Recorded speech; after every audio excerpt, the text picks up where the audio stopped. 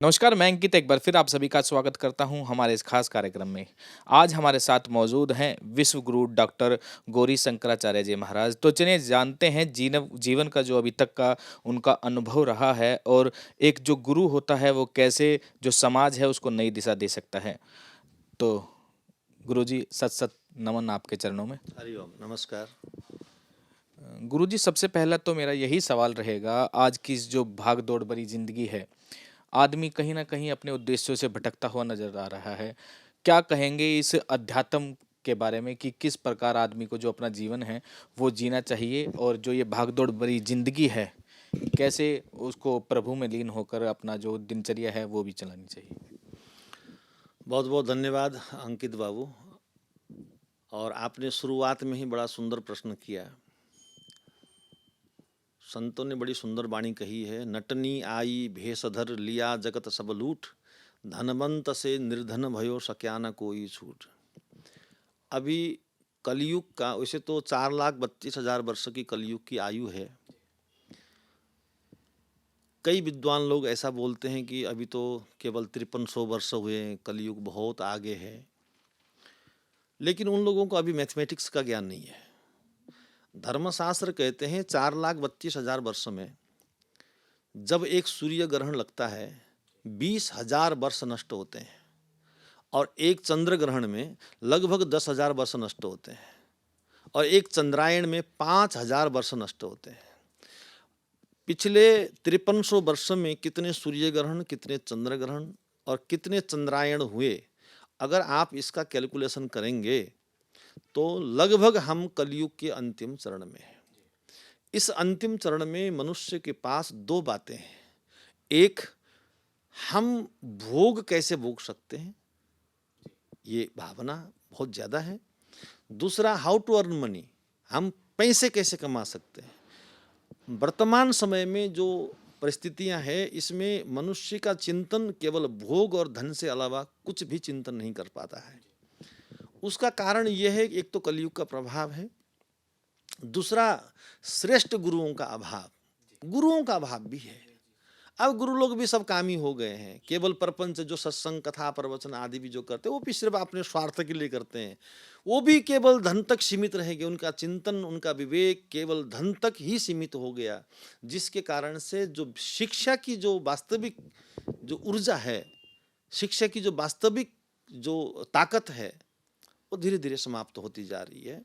और इसके लिए हम तो ये कहेंगे कि सभी समाज के लोगों को, ऐसा नहीं है कि सब कुछ नष्ट हो गया है, अभी भी बहुत अच्छे गुरु, अच्छे आचार्य लोग हमारे समाज में हैं।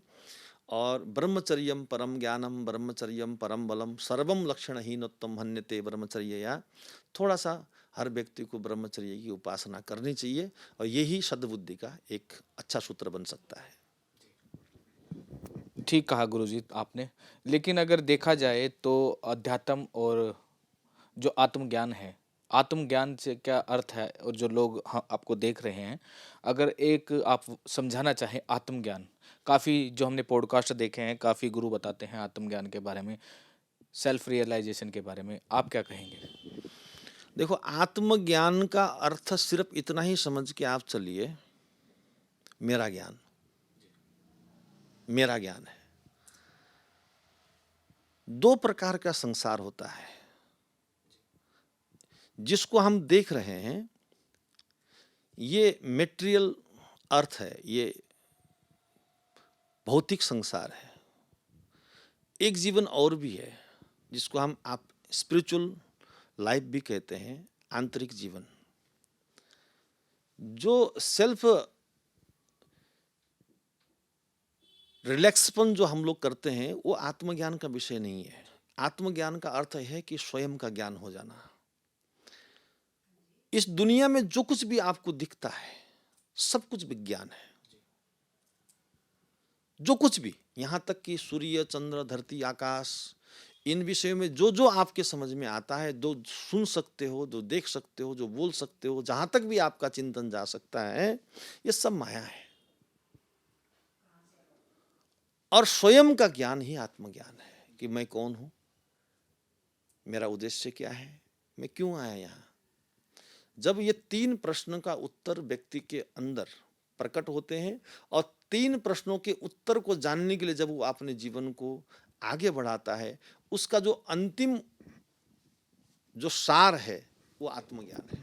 आत्मज्ञान का अर्थ स्वयं का ज्ञान है।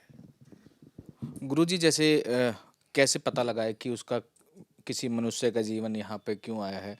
उसके बारे में आप थोड़ा-सा बताएँ कि कैसे वो अपनी दिनचर्या को भी आजकल व्यस्त हो चुका है आदमी, उसके लिए 10 मिनट अगर वो साधना करे, तो कोई मंत्र या कोई ऐसा ज्ञान हो कि वो किस प्रकार उन मंत्रों का जाप करके ये जो अध्यात्म है उसको पा सके?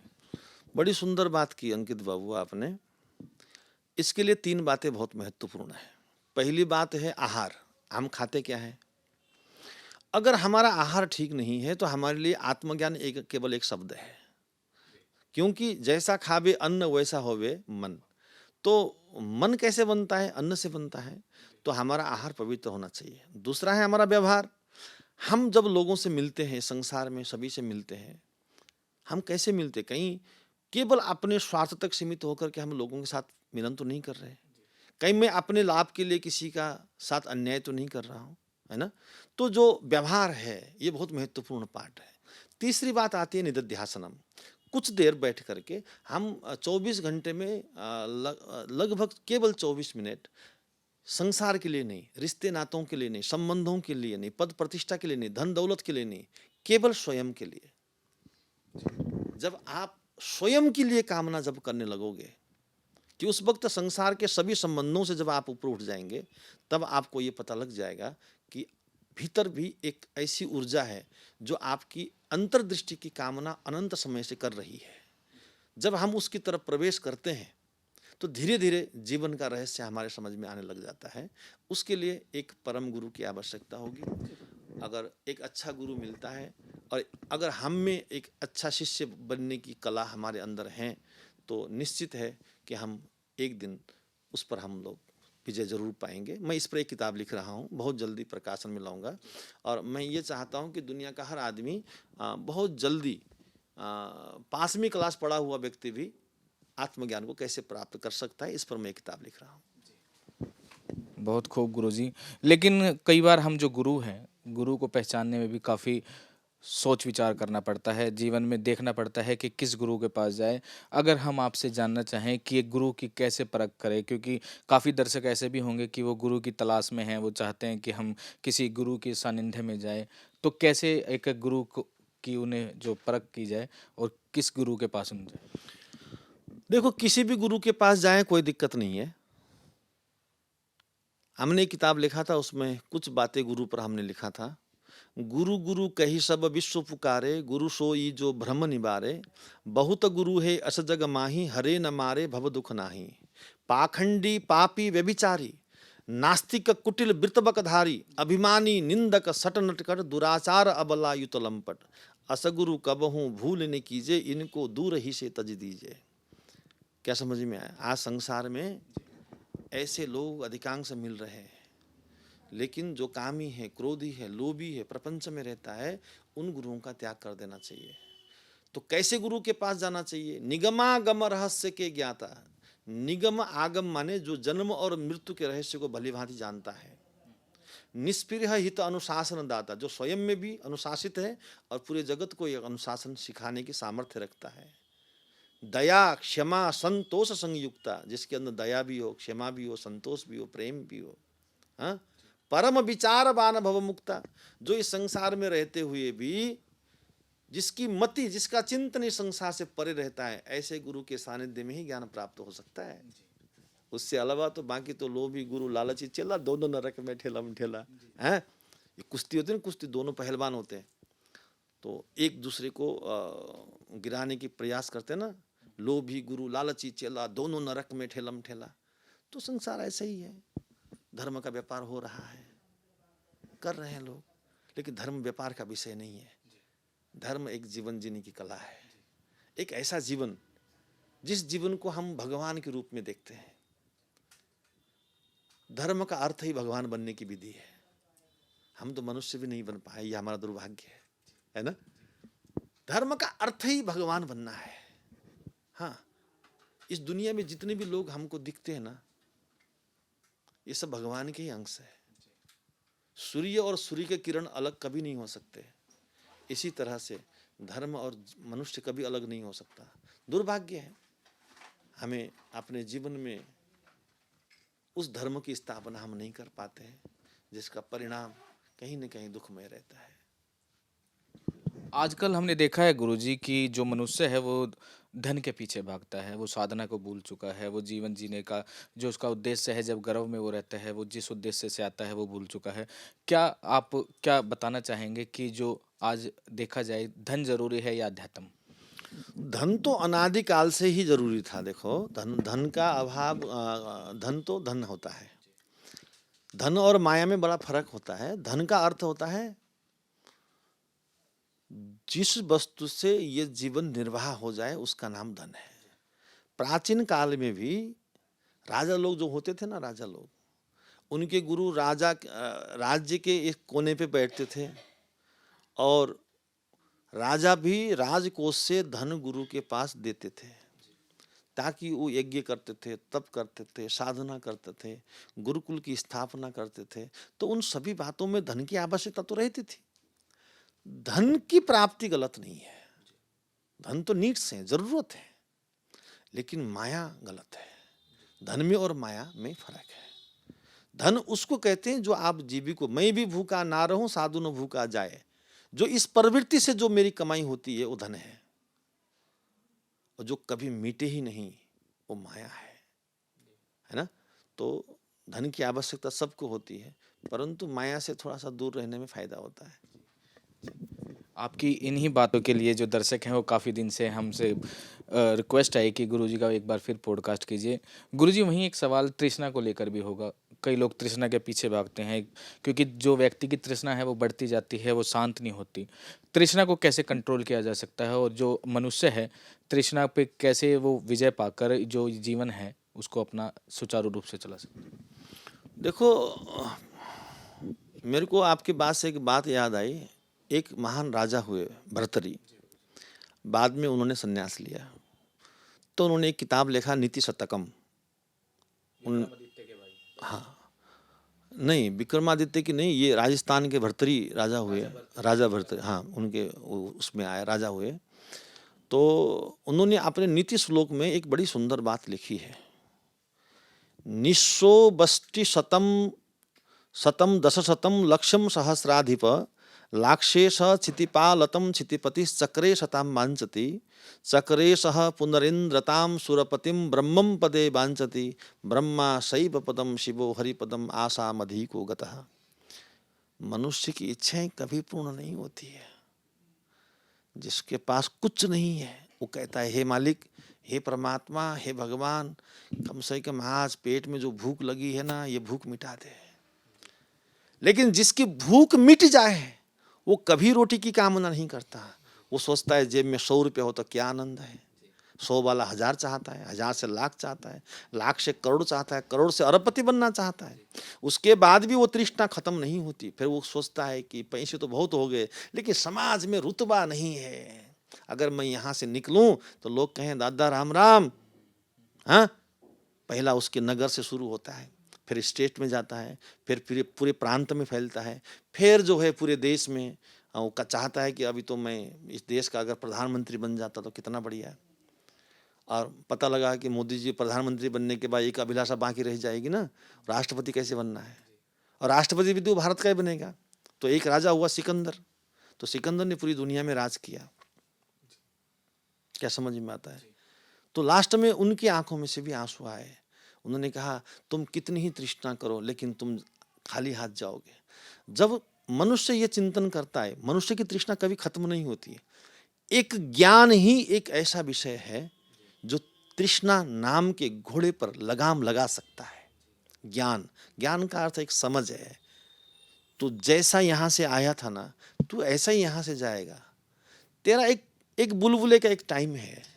जैसे नदी के किनारे बुलबुले आते हैं, बुलबुले सोचते हैं कि समुद्र मुझ में समाया है, असलियत में समुद्र में बुलबुले समाये हैं, है ना। हम कुछ पल उतने ही, जितनी देर में हम चिंतन करते बुलबुले खत्म हो जाते हैं। इसी तरह से हमारा जीवन भी इतना ही है। हम कुछ पल के लिए आए, मैं और मेरे में, कामनाओं में, इच्छाओं में हमने पूरा जीवन नष्ट कर दिया, जा करके समाहित हो गए। जब गुरु कृपा से ये ज्ञान हो जाए तेरे पल्ले कुछ नहीं जाना, तेरा कर्म ही तेरा साथ जाएगा, तेरे विचार ही तेरे साथ जाएंगे। ये समाज तेरे विचारों से, तेरे कर्मों से तुझे पहचानेगी।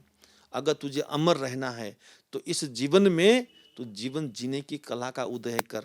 जब ये भाव किसी मनुष्य के अंदर पैदा होता है तब वो समझ जाएगा कि मैंने को तृष्णा की तरफ भागना है या इस जीवन के यथार्थ मूल्य को समझना है। तृष्णा केवल केवल साधना से खत्म नहीं होगा, सम्यक चिंतन से खत्म होगा, सम्यक विचार से खत्म होगा। जब ये ज्ञान हो जाएगा तेरा कुछ है ही नहीं तो तृष्णा अपने आप खत्म हो जाएगी। जी गुरुजी। वहीं गुरुजी अगर एक और बात की जाए कि भगवान कहते हैं मन में है, अगर भगवान को खोजा जाए तो मंदिर ही जाना जरूरी है, या मन का जो आत्मचिंतन है या साधना है वो घर बैठे भी की जा सकती है? भगवान मन में ही है, ये प्रश्न तो थोड़ा अटपटा हुआ, क्योंकि मन जो है माया है, मन प्रकृति है। लेकिन मन का नियंत्रण तो नियंता तो भगवान ही है, इसमें तो शंका है ही नहीं। लेकिन भगवान और मन में फर्क है। भगवान 24 बातों के बाद है। पंच कर्मेंद्रिया, पंच ज्ञानेन्द्रिया, पंच प्राण, पंच शरीर, 20 मन बुद्धि चित्त और अहम। जब तक ये शेष है तब तक भगवान नहीं है। तो मन भी इस प्रकृति का एक पार्ट है। हाँ, आपकी बातों में एक बात याद आई। एक साधक अपने बुजुर्ग पिता को अपने कंधे पर चढ़ा करके वैष्णो देवी की यात्रा के लिए निकला। वहाँ एक कवि उसको मिला। कवि ने देखा कि जवान पुत्र है, पिता उसके कंधे में बैठे हैं। कवि ने पिता से पूछा, कहाँ जा रहे हो? पिता ने बड़ा सुंदर जवाब दिया, मैंने जीवन भर कोई धर्म नहीं कर पाया, कोई सत्कर्म मेरे से हुआ नहीं, कोई अच्छे कर्म मेरे द्वारा हुए नहीं, लेकिन अब लगता है कि समय की अंतिम गति की तरफ मैं जा रहा हूं। सोचा भवन में जाऊं, माथा टेक के आऊं, अपनी गलती स्वीकार करूं। कवि की आंख में आंसू आ गए। तो कवि ने बड़ी सुंदर वर्णन उसने कवि ने कहा, अपने काव्य में लिखा। उन्होंने कहा कि ये शरीर, ये जो शरीर है, जो देह है, यही भगवान का सबसे सुंदर मंदिर है। हाडहरू का सुंदर खंबा, मांस पिंड का दीवार, मस्तिष्क को यो सुन को छाना, इंद्रियहरू का द्वार, नशा नदी का तरल तरंग, मंदिर आफू अपार, कुन मंदिर मा जान्छौ यात्री, कुन मंदिर को द्वार। मन को सुंदर सिंहासन मा जगदीश्वर को राज, चेतन को यो हिरण्यमय उसको सिर को ताज।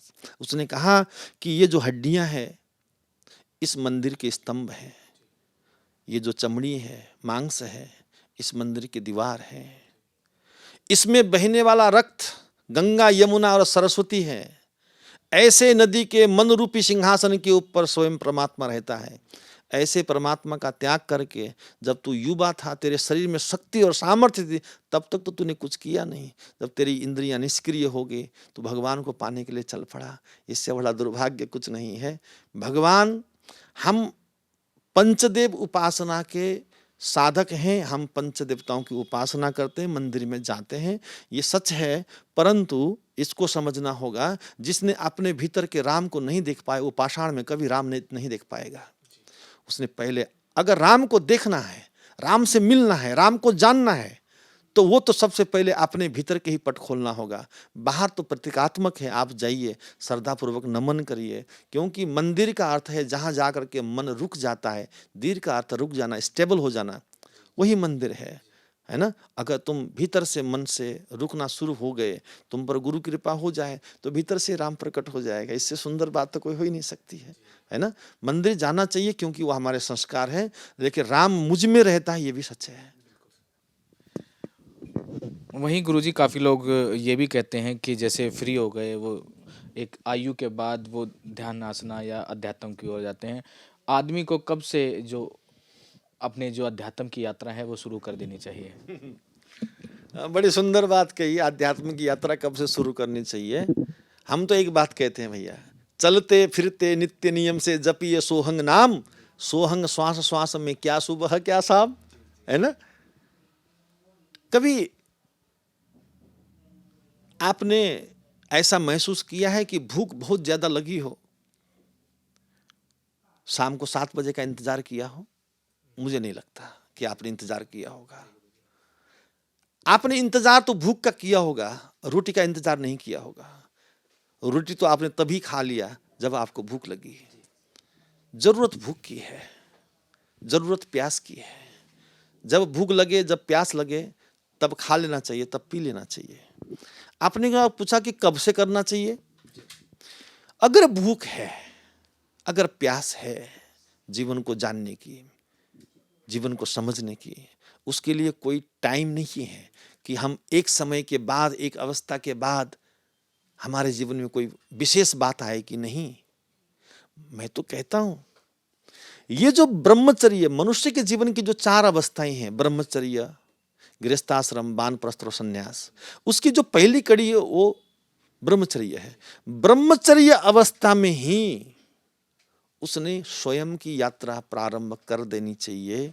जो अपना हित चाहता है, अपना कल्याण चाहता है, उसके लिए कोई आफ्टर दिन जब मैं 60 साल का हो जाऊंगा मुक्त, कोई मुक्त हुआ है? कोई इस संसार में कोई मुक्त नहीं हुआ और न कोई हो सकता है। मुक्त तो कोई हो ही नहीं सकता। मुक्त का अर्थ एक ही है, मुक्त होने का मतलब मरने के बाद हम स्वर्ग मिल जाए, ये कामना गलत है। मुक्त होने का मतलब है मैंने जो जो देखना था, जो जो भोगना था, जो जो सब वस्तुओं का स्वाद का मुझे अनुभव हो गया, लेकिन फिर भी मेरे भीतर की प्यास नहीं बुझी। मेरे अंदर अभी जो आनंद मिलना चाहिए था वो आनंद मेरे को नहीं मिला, जो सुख मुझे में मिलना चाहिए था वो सुख नहीं मिला।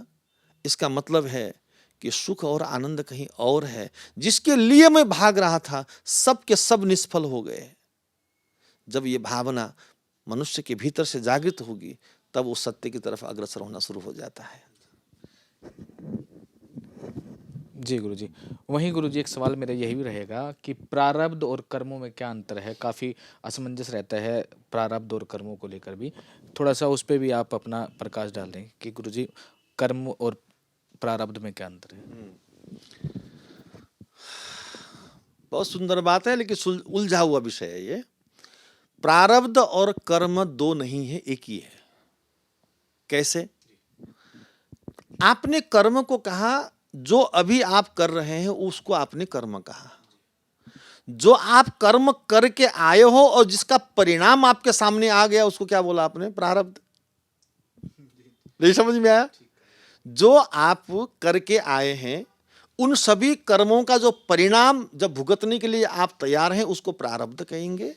और जो कर्म आज आप कर रहे हैं और उस कर्म का परिणाम आने वाले समय में भुगतने के लिए आपको प्रिपेयर होना है उसको आप कर्म कह रहे हैं।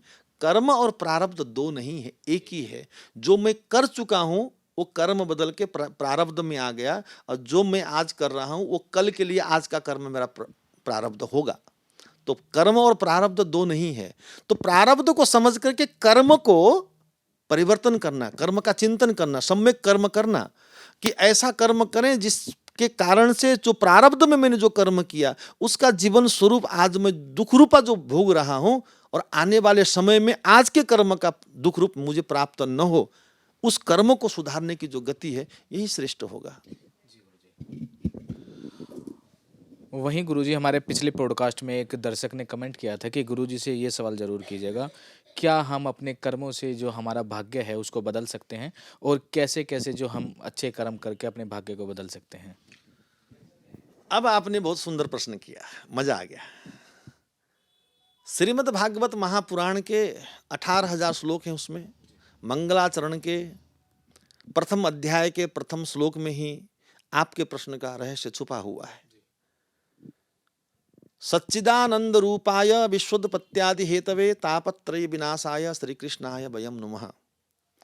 मनुष्य का शरीर, मनुष्य का जीवन ही इसलिए मिला है कि हम अपने कर्मों के द्वारा अपने प्रारब्ध को भी बदल सकते हैं, अपने भाग्य को भी परिवर्तन कर सकते हैं। मनुष्य के पास ही वो शक्ति और सामर्थ्य है जो वो अपने कर्म से अपने भाग्य को बदल सकता है। कर्म से भाग्य बदलता है। देखिए एक बात समझो, भाग्य तो सभी लेकर के आए हैं, है ना? मनुष्य भी लेके आया, पशु भी लेके आए, वो भी घास खाता है, पानी पीता है, उसको भी डर लगता है, उसको भी भय है, लेकिन उसमें सम्यक चिंतन नहीं है, सम्यक विवेक नहीं है। मनुष्य में विवेक है। विवेक होने का मतलब है कि आप उस विवेक पूर्णता से आप अपने प्रारब्ध को भी बदल सकते हो, अपने भाग्य को बदल सकते हो। कर्म ही एक ऐसा विज्ञान है जिसके कारण से मनुष्य अपने प्रारब्ध को बदल सकता है। अगर मैं आपसे एक प्रश्न करता हूं, अगर प्रारब्ध को या हम अपने कर्म को बदलने की क्षमता अगर भगवान के नाम में नहीं है या कर्म में नहीं है, तो भगवान की आवश्यकता क्या है? भगवान शब्द का प्रयोग ही इसलिए है कि वो शक्ति और सामर्थ्य ऐसा है जिससे मैं पिछले किए हुए जो कर्म है उसको नष्ट कर सकता हूं और वर्तमान में सुंदर कर्म करके भविष्य की सुंदर संरचना तैयार कर सकता हूं। यही तो कर्म योग है और ये हर कोई व्यक्ति अपने भाग्य को बदल सकता है, इसमें कोई दोहराई नहीं। आपको सुना होगा हमारे देश में तो बड़े बड़े महर्षि हुए जिनकी आयु 5-5, 600 साल हुई है ना। कैसे जिए होंगे वो? उन्होंने कुछ कर्म ऐसे किए, उन्होंने शुद्धि से रहे, आहार व्यवहार ठीक रखा, निदिध्यासन ठीक रहा, है ना। उनका जो जीवन सारा योगमय जीवन जिया, तो उन्होंने अपने जीवन को सैकड़ों साल तक बना के रखा। आज भी शास्त्रों में वर्णन आता है ना, सनकादि 28,000 ऋषियों ने अनंत काल तक तपस्या करने के बाद उनको फलाने महात्मा मिले। उन्होंने ये प्रश्न किया, कैसे हम अपने कर्म के द्वारा अपने भाग्य को, पूरे जीवन को बदल सकते हैं। ये मनुष्य में यह शक्ति और सामर्थ्य है। इसके लिए दो चीजें जरूरत है। नंबर एक, जो बदलना चाहता है उसका संकल्प शक्ति जरूरी है, और उस संकल्प शक्ति को पूरा कराने वाला सदगुरु। अगर दोनों का मिलन हो जाए, nothing is impossible, everything is possible. जी गुरुजी। वहीं गुरुजी एक दिल्ली यूनिवर्सिटी के छात्र हैं, उसने भी हमसे एक सवाल पूछा है। शांति, पैसा और प्यार, ये 3 चीज़ों में से उसे क्या चुनना चाहिए और किसके पीछे उसे ज़्यादा चलना चाहिए? हाँ, बड़ी सुंदर बात आपने, कहाँ से ला रहे हैं ऐसे बड़े सुंदर सुंदर प्रश्न लाए हैं। अच्छी बात है, सुंदर बात है। मैं आज आपको इसका रहस्य भी समझा देता हूँ। मनुष्य के जीवन में 6 रिश्ते बड़े मजबूत होते हैं। सत्यम माता पिता ज्ञानम, धर्मो भ्राता दया सखा, शांति पत्नी क्षमा पुत्र, सडेते मोह बांधवा। देखो, सत्य क्या है? माँ है। जैसे एक माँ अपने बच्चे को कितना प्रेम करती है। एक बच्चा अपने माँ से कभी असत्य नहीं बोलता, निश्चल होता है। अगर किसी व्यक्ति के अंदर सत्यता है, जैसे माँ अपने बच्चे को प्रोटेक्ट करती है, सत्य उसकी सुरक्षा करता है। पिता ज्ञानम, पिता क्या है? ज्ञान है, सिखाता है तुमने ये काम ऐसे करना, ऐसा करने से ऐसा होगा। हर पिता सिखाता है। अगर आपके भीतर वो ज्ञान हो जाए, किम कर्तव्यम किम अकर्तव्यम, कर्तव्य और अकर्तव्य का ज्ञान हो जाए, तो ज्ञान ही आपका पिता है। धर्मो भ्राता, आप एक झंडा लेके जाइए, आपके पीछे पीछे लोग लगने शुरू हो जाएंगे। आपको किसी एक भाई की जरूरत नहीं है, आप धर्म के साथ चलिए, ये पूरा संसार आपके साथ भ्रातृत्व में आपके साथ आगे बढ़ेगा। पत्नी कौन है? शांति है। शांति का दूसरा नाम ही पत्नी है। मनुष्य पत्नी की खोजी क्यों करता है? वो ये सोचता है कि कोई तो हो ऐसा जिससे मैं अपने मन की बात करूं। इंटेंशन तो उसके भीतर उसी शांति को पाने का है। अगर जिस योगी के अंदर स्वयं के भीतर शांति पैदा हो जाए, वही पत्नी है। क्षमा पुत्र, और अंत में कहा, अगर किसी गलत करने वाले व्यक्ति को भी तुमने क्षमा करने की आपके अंदर शक्ति और सामर्थ्य हो, वो व्यक्ति जीवन भर आपको पिता की दृष्टि से देखेगा। आपने कहा शांति, पैसा और प्रेम। आपको सच बताओ, जिसके भीतर शांति है उसके पास प्रेम और धन अपने आप आ जाते हैं।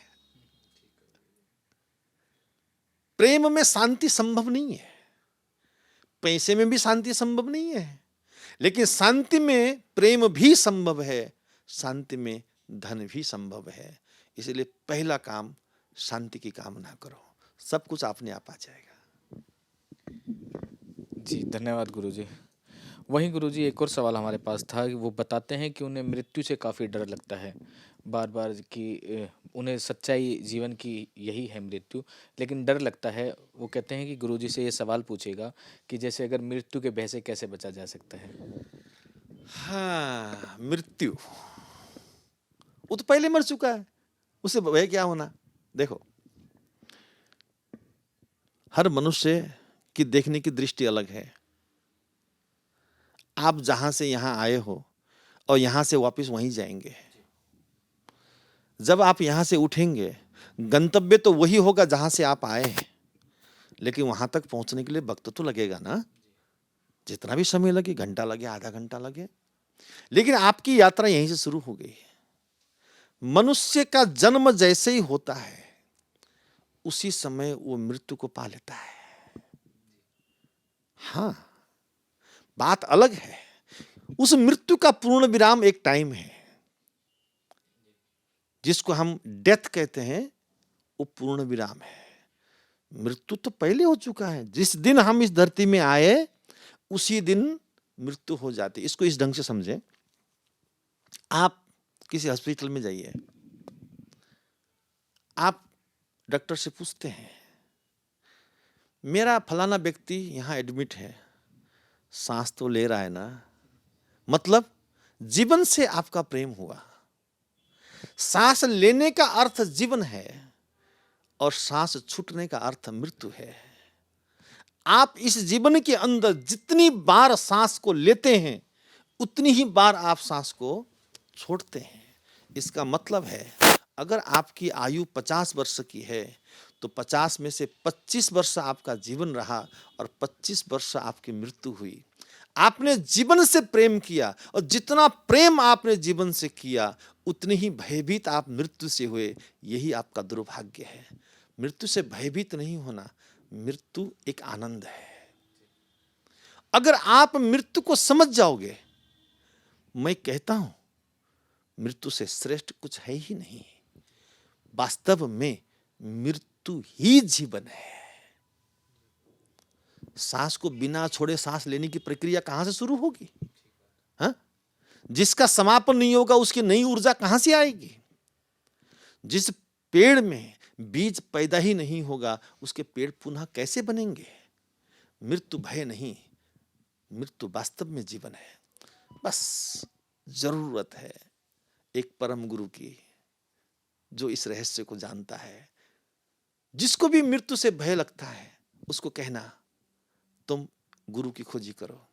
जिस दिन गुरु अपने वरद हस्त अपने शिष्य के सर के ऊपर रख लेगा ना, उसी दिन मृत्यु का भय सदा सदा के लिए समाप्त हो जाएगा। मृत्यु है ही नहीं। जिसको वो मृत्यु समझ रहा है, जीवन का नया आयाम है। बस इतना ही समझना है। वहीं गुरुजी अगर एक दर्शक का ये भी सवाल था कि गुरुजी से ये सवाल भी एक बार पूछें, भ्रम का क्या अर्थ है गुरुजी? जो भ्रम बताते हैं कि भ्रम है दुनिया में, भ्रम का क्या अर्थ है, उसके बारे में भी थोड़ा सा बता दें। भ्रम, भ्रम का अर्थ इतना ही है, जो नहीं है वो दिख रहा है, यही भ्रम है। कैसे? कभी आप राजस्थान की तरफ जाना, आप रेगिस्तान में जब खड़े होगे ना, आप जब दूर से देखेंगे तो ऐसा लगेगा जैसे पानी की लहर चल रही है। हाँ, बड़े ध्यान से देखना, असलियत में रेगिस्तान में तो पानी होता ही नहीं है, लेकिन भ्रम हो रहा है कि पानी की लहरें चल रही है। इसी तरह से भ्रम का अर्थ सिर्फ इतना है, जो तुम्हारा है ही नहीं, तुम अपना अधिपत्य कर बैठे, यही भ्रम है।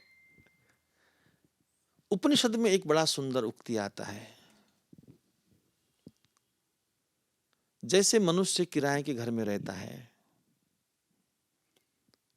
किराए के घर में रहता तो है, उसमें खाना भी खाता है, सोता भी है, सारी प्रक्रियाएं पूरी होती हैं, लेकिन किराए के घर से वो कभी प्रेम नहीं करता। किराए का घर 500 गज का है और उसने कुछ समय के बाद 50 गज का अपना घर बना लिया। ध्यान रखना, जिस दिन उस 500 गज के फ्लोर को या मकान को त्यागने की बात आएगी और वो 50 के गज के घर में बड़े हंसते हुए खुशी खुशी जाएगा, क्योंकि उसने ये स्वीकार किया है कि ये घर तेरा है और ये घर तेरा नहीं है। भ्रम का अर्थ सिर्फ इतना ही समझना, जो तुम्हारा है ही नहीं तुमने मेरा समझ बैठा, यही भ्रम है। और संसार में कोई भ्रम नहीं है। जो नहीं है उसको होने का जो एहसास है, जो होने का जो भाव मेरे अंदर पैदा होता है, यही भ्रम है।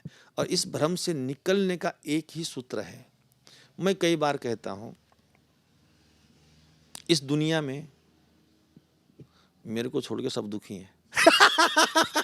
सच्ची बात तो यही है, सब दुखी है। नानक दुखिया सब संसार, कोई तन से दुखी, कोई मन से दुखी, कोई चित्त उदास, संसार के सब जीव दुखी, सुखी संत का दास। सब दुखी। अब समझने की बात यहां पर है, दुख है क्यों? जब संसार में दुख है ही नहीं तो तुम दुखी क्यों हो? जिसको आप परमात्मा कहते हो, जो पूर्ण परमात्मा है, जिसमें कोई राग नहीं, द्वेष नहीं, इच्छा नहीं, अनिच्छा नहीं, जो अनंत परोपकारी है, गुणवान है, दयावान है, पूरे संसार का रचयिता है, पालनहर्ता है, संहार करता है, उसने क्या हमको ऐसा बना के भेजा कि मैं तुमको पैदा करूंगा, जैसे तुम थोड़ा बड़े हो जाओगे, हाँ, तब तुमको मैं दुख से भर दूंगा, फिर तुम दुख से बाहर निकलना। ऐसा होता है क्या? Not possible. दुख है ही नहीं, दुख नहीं है और दुखमय जीवन है, यही भ्रम है। जैसे उदाहरण के लिए समझने में थोड़ा आसानी कर देता हूं।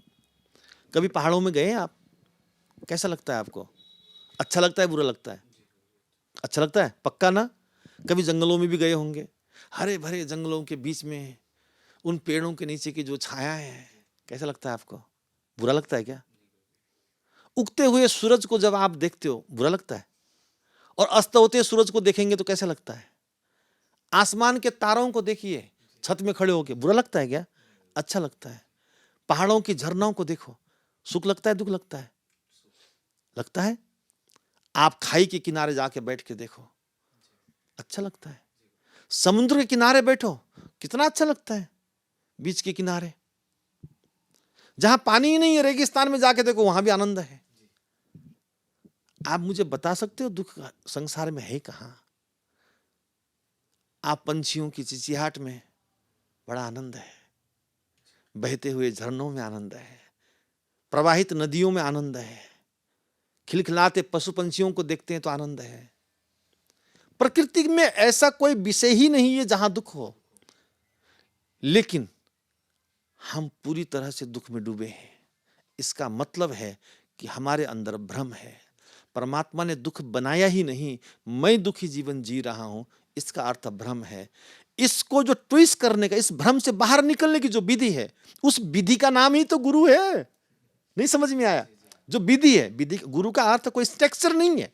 गुरु का अर्थ वो ज्ञान है, वो समझ है, वो शक्ति और सामर्थ्य है, जो हमको बदलता है, भ्रम से बाहर निकलता है। हम अज्ञान से ज्ञान की ओर प्रविष्ट हो जाते हैं, अंधकार से प्रकाश की ओर जाते हैं, मृत्यु से अमृत्यु की ओर जाते हैं, है ना? तमसो मां ज्योतिर्गमय, असतो मां सद्गमय, मृत्योर्मा अमृतम गमय, ईशावास्यमिदं सर्वं यत्किंच जगत्याम जगत तेन ते तेन भुंजिता मां गिर्ध कशुधनम। ये तो समझना पड़ेगा। ये भ्रम से हम निकल सकते हैं, उसके लिए आपको गुरु की आवश्यकता है, एक गाइड की आवश्यकता है, एक टीचर की आवश्यकता है, एक सत्पुरुष की आवश्यकता है। जब जो व्यक्ति इस भ्रम से निकल गया हो, आप उसको पकड़िए और उससे विनम्र भाव से प्रार्थना करिए कि मैं ऐसे कैसे निकल सकता हूं। बड़े आसानी से आपको निकाल सकता है। वहीं अंत में जो दर्शक देख रहे हैं गुरुजी, क्या उनको कुछ संदेश देंगे जिससे वो अपने जीवन की दिनचर्या में उसे अपनाएं और जो अपना जीवन है वो थोड़ा सुखद बनाएं? बहुत बहुत धन्यवाद। सबको मंगल कामनाएं। आज पूरी दुनिया में जो कुछ भी हो रहा है, सबको पता है, सब देख रहे हैं। प्रिंट मीडिया के थ्रू, सोशल मीडिया के थ्रू, टेलीविज़न के थ्रू पूरी दुनिया में केवल असत्य ने अपना कब्जा कर लिया है। उस असत्य में हमने जो प्रत्यक्ष आंखों से देखने वाले जो देवता लोग हैं, 33 कोटि देवताओं में 4 देवताएं प्रत्यक्ष हैं, जिनका अपमान हम लोग आज कर रहे हैं। उसी के कारण, उन अपमान के कारण ही आज कलयुग का प्रभाव हमारे जीवन में अधिक है। सबसे पहला भगवान मातृदेवो भव, हम भूल गए। आज माँ के प्रति जो स्नेह है, उनके प्रति जो हमारा कर्तव्य है, कहीं न कहीं हम चूक रहे हैं। मैं चाहूँगा आज से अपनी माँ को साक्षात देवता के रूप में देखना शुरू करो। पितृदेवो भव, जिस पिता ने अपना पूरा जीवन आपके लिए समर्पित किया है, वो देवता है। आप उसको देखने की दृष्टि बदलो। उनके लिए वृद्धाश्रम नहीं, अपना हृदय स्थापित करो। तीसरा है आचार्य देवो भव, वो गुरु जिसने अनंत ज्ञान से एक मुरझाए हुए पौधे को इस संसार के काबिल बनाया, ऐसे गुरु के प्रति भी समर्पित भाव रखो। और चौथा है अतिथि देवो भव। आज ये चारों के चारों धर्म के ये चारों पैर नष्ट हो रहे हैं। इस धर्म के चारों पैर नष्ट होने का परिणाम ही दुख है। अगर हम ये समझ गए, मातृदेवो भव, पितृदेवो भव, आचार्य देवो भव और अतिथि देवो भव, जिस दिन हमारे समाज में सनातन वैदिक धर्म में इन चारों पैरों को महत्व देना शुरू करेंगे, निश्चित है भारत और सनातन पुनः विश्वगुरु बनेगा। आप सबके लिए मेरी ये मंगल कामना। हरिओम। धन्यवाद गुरुजी इतना कीमती समय देने के लिए। तो ये थे हमारे साथ विश्व गुरु डॉक्टर गौरी शंकराचार्य जी महाराज, जिन्होंने आपको काफ़ी मार्गदर्शित भी किया। इसी तरह हम दूसरे गुरुओं को आपके सामने रूबरू करते रहेंगे। तब तक के लिए धन्यवाद।